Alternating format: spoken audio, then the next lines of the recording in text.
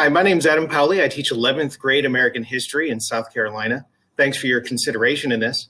I am a game-inspired teacher, and I've designed a Hero's Quest journey, and this is a culminating event in that quest for my students.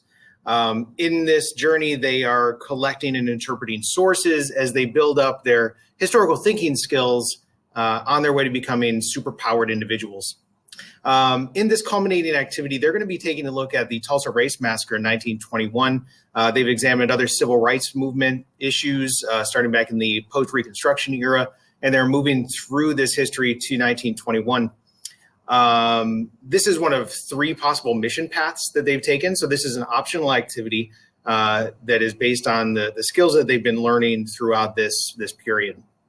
The skills that they're going to be learning in this project are causation. They're going to try to learn what the cause of the massacre was, context by putting all the pieces together, change over time and continuities based on the past civil rights movement and what they're going to see moving into the future, and then sourcing. So they're going to be taking a look at primary and secondary sources. They're going to try to understand the author, context, audience, and purpose. And then they're also going to try to analyze those sources and put them into a historical interpretation and make an argument about the question that they're going to be asking here. Overall, they have a website that they're looking at that they've been working through to get through the quest. This is one of the pages here, and the assignment is on this scene. They're going to be making an evidence board, which is the culminating activity, and they've done a variation on this before, and this is an example of that in the background there. But this one, they're going to be using a series of interviews, newspaper articles, pictures, and other documents in order to try to understand the causes, both long-term and short-term, of the Tulsa Race Riots or the Tulsa Race Massacre, reconstruction of the actual events, and then what occurred in the aftermath. How did the government react? How did the Black population react? What happened to the Black population? And the first thing they're going to do is collect and analyze sources. And here's a list of interviews where they start.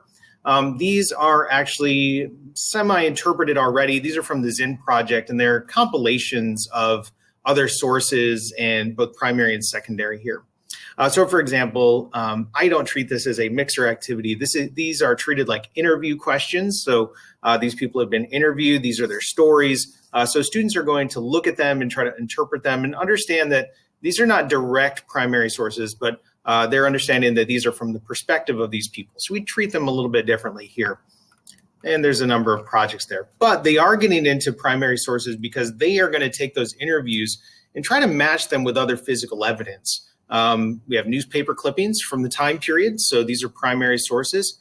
So they'll need to examine these and try to understand the differences of the newspapers. They are going to look at different documents. A lot of these were collected by the Red Cross following the events in Tulsa. And they will try to put those into some sort of a context, and various pictures that were taken at the time period. Most of these are from the Oklahoma, I believe, Oklahoma State databases. And once they have examined these, they're going to create an evidence board. And this is an example of one of the students' first tries here.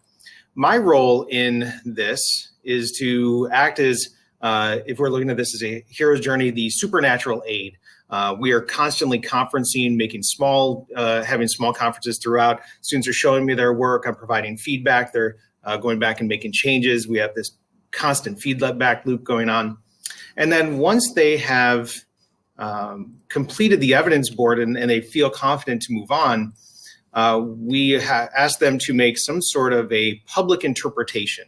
Now, they have a lot of options here, and I try to give them as much creativity as possible. So they're allowed to be creative with this. A few suggestions that I have are making a podcast, making some sort of visual art like mosaics or paintings. We do have a 3D printer, so I encourage them to use that as well. They can write an essay. The goal of this, though, is to have them ask that inquiry question and try to answer it through that creative means. What are the short and long-term causes? What were the actual events? And then what's the significant aftermath? And how do they make connections from the past to the present and really get them investigating and using those historical thinking skills?